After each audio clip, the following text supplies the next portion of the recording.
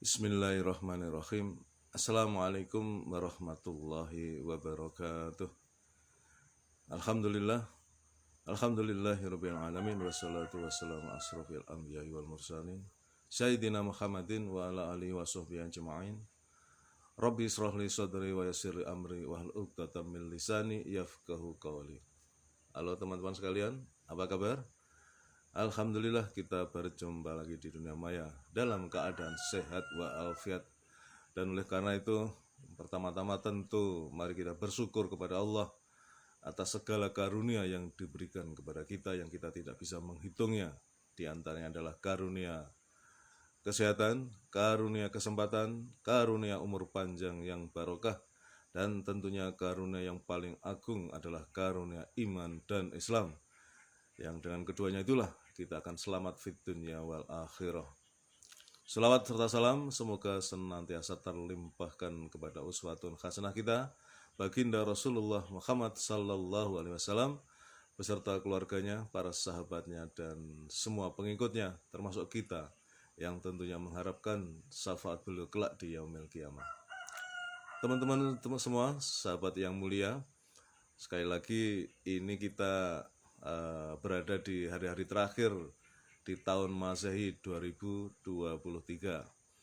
dan dalam waktu dekat kira-kira tidak sampai kurang lebih seminggu kita sudah masuk tahun baru Masehi 2024. Kemarin saya sudah menyampaikan materi tentang waktu, bagaimana Allah mengingatkan tentang waktu, yang mana disampaikan, dikatakan, difirmankan bahwa semua manusia dalam keadaan merugi.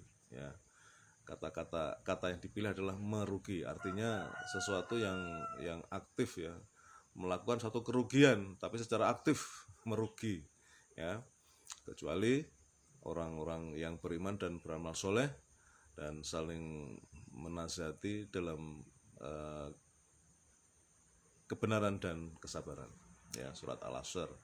Nah, pada kesempatan pagi ini saya akan menyampaikan suatu materi yang juga sering kita dengar, dan tentunya tidak boleh kita melupakan sesuatu yang memang baru terjadi nanti setelah hari kiamat, setelah kita berada di alam akhirat, di mana di sana kelak kita akan mempertanggungjawabkan semua perbuatan kita selama hidup di dunia.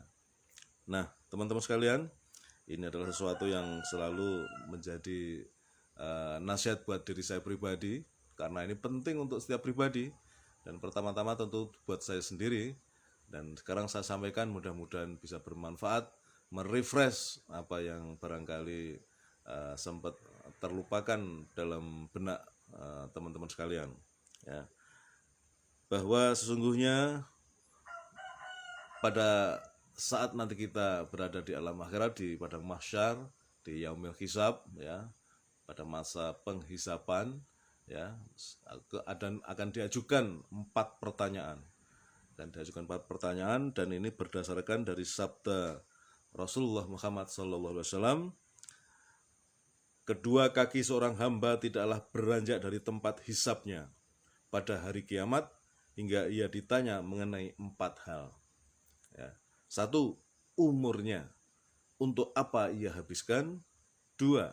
Jasadnya, untuk apa ia gunakan. 3. Ilmunya, apakah telah dia amalkan. 4. Hartanya, dari mana dia peroleh dan dalam apa ia belanjakan. Hadis riwayat Ibnu Hibban dan At-Tirmizi. Teman-teman sekalian, dari hadis Rasulullah ini kita sudah mendapatkan petunjuk, kita sudah mendapatkan bocoran.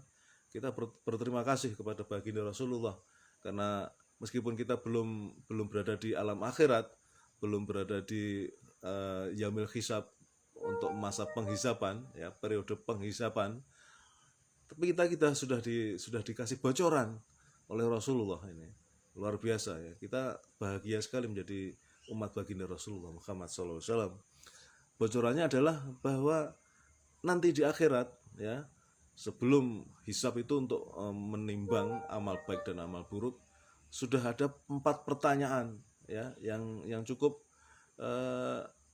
bahasa Jawanya itu membuat manusia gelagapan karena dia sudah tidak berada di dunia lagi, tetapi pertanyaannya terkait dengan apa yang dia lakukan di dunia gitu. Yang pertama tadi, umurnya untuk apa ia habiskan ya.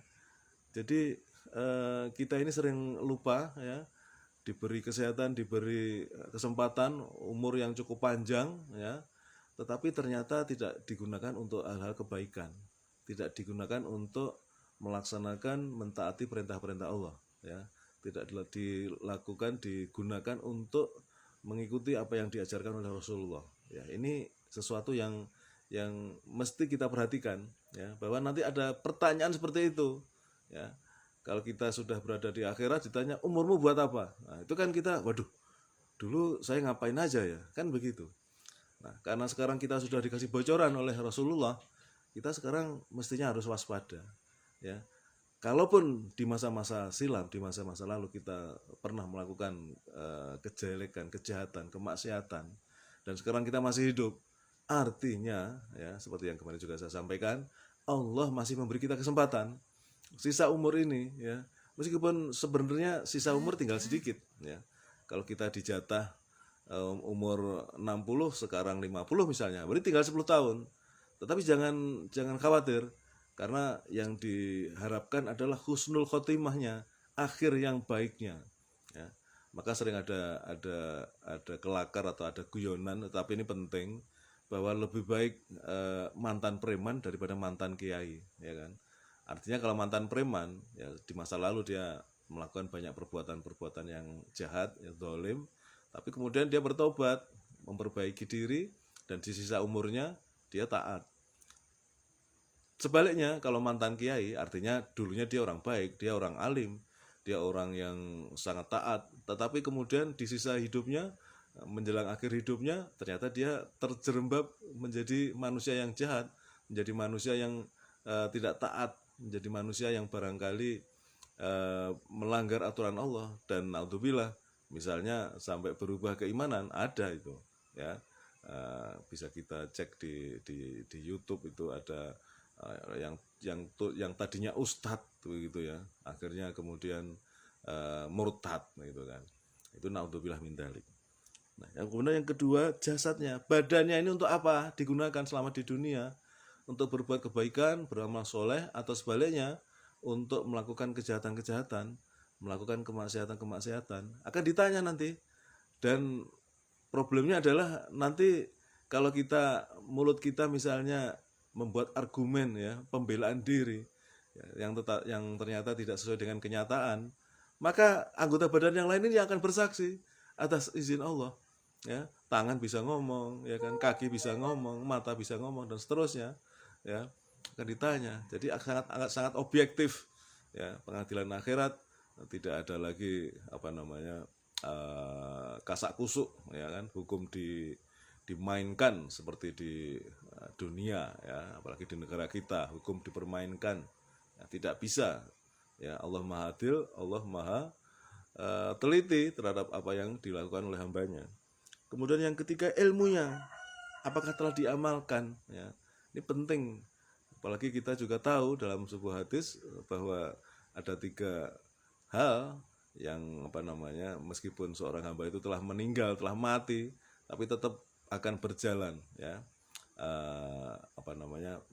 mendapatkan pahala ya. Di antaranya adalah ilmu yang bermanfaat ya. Kalau dia menyampaikan suatu ilmu bermanfaat, walaupun dia sudah meninggal ya, ada orang lain yang melaksanakan apa yang dia sampaikan dari ilmunya itu, dia akan mendapatkan pahala ya kan. Kemudian anak yang soleh yang mendoakan orang tuanya. Yang ketiga adalah amal jariah. Nah, itu kan teman-teman sekalian.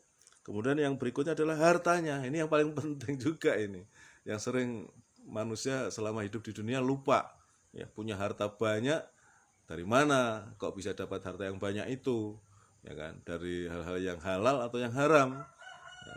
Kemudian setelah itu untuk apa juga harta yang banyak itu dia gunakan? Ini akan ditanyakan di akhirat nanti kawan-kawan semua.